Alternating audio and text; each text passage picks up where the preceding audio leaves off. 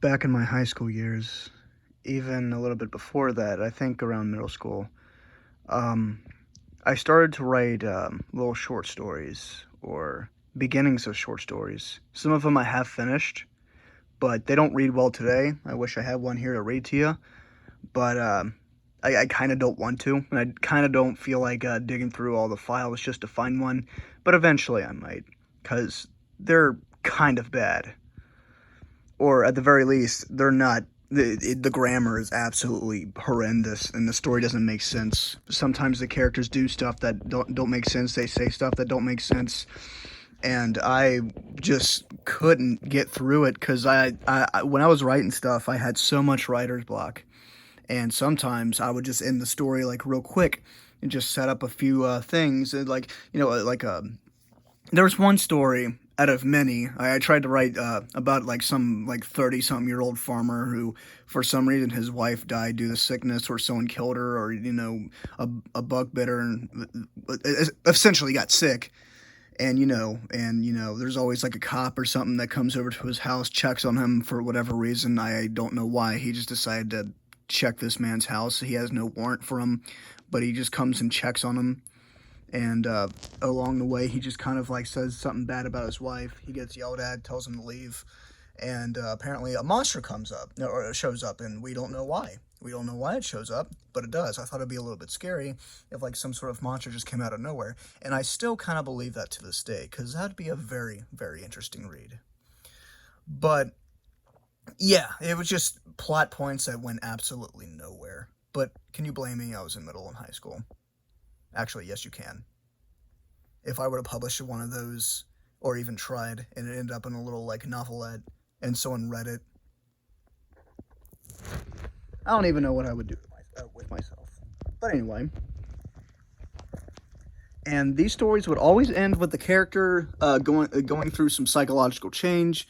And I love psychological horror when it comes to Sinister, when it comes to Silent Hill, or just when it comes to like Jacob's Ladder. I'm really into that.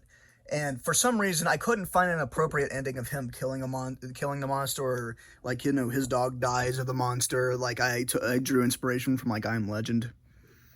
So I always try to find a way to really kill the character immediately, and not only kill him, but violently slaughter him. And then the cops find him, and they're like, "Oh my gosh, what happened to him?" And they're like, "He's dead." And we don't know what happened to him, and the mystery of the monster just kind of floats away in the distance. May have finished a few stories like that, but it was essentially the same thing. I tried to show one of these stories to an old friend of mine. His name was Jack, and very, very tall dude, very muscular, like Nordic dude from Minnesota. And he seemed to be very, very suspicious about some of the stuff I wrote, because he's like, "I think I've read this before." And I'm like, "No, I just made that up. It just came from my head." And then he didn't believe me, because apparently there's some story out there with some guy writing the exact same thing I was doing in middle school. Some kid who probably doesn't even like hasn't even read too many books other than like Stephen King's Full Dark No Stars or something before that. But I didn't know that there was something equivalent to that. But then again, many books are published every single day, or every few years or so, and a lot of bases have been covered from fantasy and mind. So I'm not entirely sure if there's one out there like that, but apparently there is. And he was like, "No, you can't do this," and it really pissed me off. There's a lot of stuff I tried to do, like zombie books, where I tried to have like a sniper guy go through and he survives. That's it. But I wanted to make it as like depressing and cool as possible. And the death started building more as I wrote some of these stories. Um, some of them, though, I couldn't even tell you why I came up with some of these. And there's some of them I was like very surprised by my writing. I guess I was writing so much that my grammar actually became better, and there were some words in there I did not recognize. But there was a lot of reused words, because I only had a limited diction, like fray. I first heard fray whenever I was listening to Seether. I was like, that's a cool word to like kind of like fade away, but no, to fray. And I would use fray in almost every like, paragraph or something and every single book. The dude's name is John. Even to this day, if I tried to write something, most of the time the main character is going to be John. I don't think Ben or Dave or Bob or Bill or or Joe would be any better for what I write. I just find John a lot more interesting. And if I were to publish a lot of books, most of them different, there would be a lot of Johns. And I would always mess up the end of a name. I cannot make up a last name to save my life. There's one time I tried to do that on an old video game that me and I tried to get other people to help me make, and I messed up somehow. But the dude's last name was Cospiasi. I don't know why I came up with that, but I thought that sounded cool. I spoke to one of my old friends, and I was like, listen to this like villain name, and she's like, okay, and I'm like, Richard Cospiasi, and she's like, what's with the last name? I'm like, I don't know, it just sounds cool, and she's like, I guess. So I can't come up with names to save my life. It sounds like some sort of like mobster, like Italian, uh, like made up name. Like I would just throw words together and see if it worked. Like sometimes I would look at the word tea, or I'm looking around now trying to find words. Deaf, tea, and white from the White Day game I have, um, and be like Jonathan Waitite or Jonathan. Uh, Bobiasi or something stupid like that, or Bobby Yasi or something like that. And it was terrible. And most of the stories were just basically like farms. There was one I wanted to make, and I still think it might work, where a farmer has like an infestation of spiders. I absolutely hate spiders, so I thought this was going to be a gold mine, but it never got finished. I haven't even got to the spiders part. Like he would find like one of the boxes in his backyard, and they're like filled with spiders, and he's like, oh, that sucks. And then the spiders just grow, or like there's like really big spiders, and like there's like a mass of them. Like it was supposed to be like they always creep up on you from Creepshow, the little cockroach story, except without the guy at the door being like, Mr. Pratt, bug got your tongue, and then like bugs come out of him. I still can't watch that one to this day. I can't. I can stand that one more than I could the crate. The crate, even to this day, scares the shit out of me because like a Sasquatch like creature in a box, it doesn't sound normal, but it used to scare me as a kid, and it still kind of disturbs me now just imagining that like happening to someone. But anyway, I'm going way off topic. And there was a story I recently tried to write, and it was probably the longest thing I ever wrote. And I quit along the way, but the idea is still fresh. If I were to pick it up, I would just like write in the computer because this was pretty good. This was going to be like a reverse ice age. Well, not a reverse ice age, but like kind of like what if yeah, global freezing, like a what instead of like a global warming, like with pollution stopping and all that, it just climate changes a certain way, and the cloud formations, the cold and warm temperatures and pressures kind of like make this like this odd ice age out of this cooling, like a global cooling. And it after like a nuclear explosion or something, all the chemicals in the air mix up with the clouds, and since it became too hot, it like did like a shock thing, and it just became kind of cold, and that's how the climate did. Very ambitious, kind of, and I just kind of thought it up because I was like, yeah, that makes sense. So essentially, it's about a guy who lost his wife and kid to to like disease because it's so damn cold, and it ended up being like people would commit suicide all over the place, and people would like start robbing houses and killing one another, and he would try to keep his family safe as always, and he did not want to kill him. So with that being said, they died, and he has a guilt for that. But this is all in flashback. I remember a scene where an old man, a scene I made, where an old man, hobo, kind of like is outside of his house, just kind of sitting against it, and he invites him in. And the old man's acting very strange, like, kind of like this fake smile, but he's not like really hiding it, but he's very appreciative. He comes in, has some dinner, and then they have this long conversation, and he's like, and our main character's throwing a bunch of positivity, some of the kind of like something to cheer him up and the old man up, because it's been a long time since he ever had company, you know what I mean? And then the old man just kind of like admits that he's not happy, and all the things that may happen to him that are good, it's not going to shake the fact that things will never be the same again.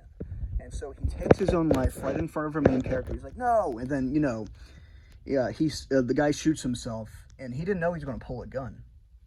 And so our main character just stands there looking at the corpse, and then just falls on the chair just staring, and then he starts to cry. And I wanted to make that like a really realistic moment, and I don't ever want to see anybody do that, but it's good for a book, I guess. But essentially, he finds a barn, and wildlife is not really around there, so other than like squirrels and whatnot, like bears are there and whatnot, but they're in a far distance. He comes across a guy who says that there's like a sanctuary somewhere, like Logan's Run, except there's actually a sanctuary. There's no like floating head with a machine attached to the guy who plays Basil in Austin Powers. He's just kind of rotating on TV going like, there is no sanctuary. None of that shit. But there is an actual sanctuary, kind of like I Am Legend again. And so our main character's like, I don't know if I trust you. You're gonna loot me, you're gonna like kill me or something. He's like, no, I'm actually going there. And he's like, well, if there is an imaginary place, I'll think about it. And then the wildlife starts coming to his house for some reason. They run away from a bear, and the cold temperatures, like deep snow. And they go inside, and they have to kill the bear. And they're like, yeah, we can't stay here, because if there's going to be one here, and they're supposed to be far away, how come there's not? There could be others like surrounding this very area. So they kind of go on to this like Mad Max journey, but except it's really serious, and they pick up people along the way, lose a lot along the way. And there's this cool scene where they're being raided by people like driving around and whatnot, like it's Rage, like the id game Rage. Underrated, the first one. And very Mad Max too, because like there's like battles, people are like shooting people, and there's like these group of insane people. And one of the scenes, one of the main people that they picked up along the way gets killed, and our main character is very pissed about it. He gets this like testosterone. He points at the guy. He's like, kill that motherfucker, and they try to run him over. And then the guy just kind of he's just kind of standing there, and then he looks to his side. Just only his head just kind of rotates to his side. He has a machine gun in his hand, and he starts to laugh a little bit, and then he slowly raises the gun up on his side, and then starts shooting at him, but gets fucking destroyed along the way. I thought it was going to be really cool. I think it still might be really cool. It's been a long time since I've even thought about writing on that again, because I have no idea. Writer's block is the worst. But the most recent one came from 18 Visions, Our Darkest Day. The band made that song, and I was looking at the album cover, and this is from a long time ago. I just imagine like this big giant empty black place, and there's like a bunch of like civilians living in this really dark place, except they have like cogs. It's kind of like a really fucked up steampunk industrial looking thing, like not cyberpunk or anything. Some sort of punk. I think I'll call it industrial punk, if that even exists. Where it's like a bunch of people like working to keep a city up above them, like working, but they're slaves, and they have like cogs and all that kind of like in their faces and in their bodies, surgically like moving and like keeping them alive at all times, so that they can keep working for the rest of their lives. As some dude comes down, and every time the door opens, they kind of reach for the light, because they haven't seen light in a long time, and they think that's their escape, but they can't, because some asshole comes down, and he just kind of like overchecks everyone to see if everything's all right. If something fucked up happens above, like someone loses their lights or something, like it's not a simple maintenance fix. He just kind of wants to kill these people for the fuck of it, and so he comes down. Our main character's trying to build a weapon. He's been doing this the whole time. And a kid that's been helping him, like a kid who like knows him, and he flips like pennies to him and whatnot, like paying him for like little odd jobs. He gets murdered by the dude, and the father of the child runs at him and tries to kill him. It's like, you motherfucker, you killed my son. And then they use these weapons. And this is, I wanted to make a kind of a universe where there's these weapons like these fantasy kind of cyberpunk, steampunk, whatever punk, any other assortment of punk, where these weapons, like there's one called the jackhammer, and that's probably the most original name I can think of, where some guy has like an attached thing to it, and these like needles kind of like what do you call it, sedate the arm, so when it gets attached into your skin, there's not really any pain. And there's these like hooks after the sedation that go into the skin, and then when you move your hand, the weapon moves. So it could be a chainsaw, could be a gun, but the jackhammer, if you were to grab it and throw a fist, I wish I could show you, then the hammer would push forward. So not only are you punching someone, you're punching someone as like the little hammer in front pushes forward, enhancing the punch into a death punch. So essentially, if you were punching somebody, their head's going to explode, and that's really cool. So he uses one of these machines. I think it was like a gun attached one, and he kills the father. And he goes back up into his little place, and that makes our main character, it's not a revenge story because he's been working on this weapon for a while, but he cannot fuck this up. And essentially, that's my little steampunk, industrial punk, whatever story that I have been thinking ever since I saw that album cover in 2012, 2011, probably after that. But yeah, great album, listen to it. But how weird how such an album cover can make a whole entire universe in my head while listening to Our Darkest Days. And that was what I saw. Like there's like ruins of a church, and there's gonna be like real film grainy. That was kind of like the music video thing I imagined. The broken people reaching out for the light. Just cool stuff, man. Thank y'all for listening to my rambling. So yeah, I used to write a lot of good stories. I still can't finish one for the life of me, but I even tried to make an SCP once, and I don't know how I would get the legal thing to do that. There was a lot of people, even one of my old friends, and she was like, how's the SCP thing going? I'm like, it went nowhere. Or like, how's the creepypasta thing you were trying to make? It absolutely went nowhere. Everything I write just kind of goes nowhere. But anyway, thank you all very much for watching. I'll see you in the next video. Goodbye, ladies and gentlemen.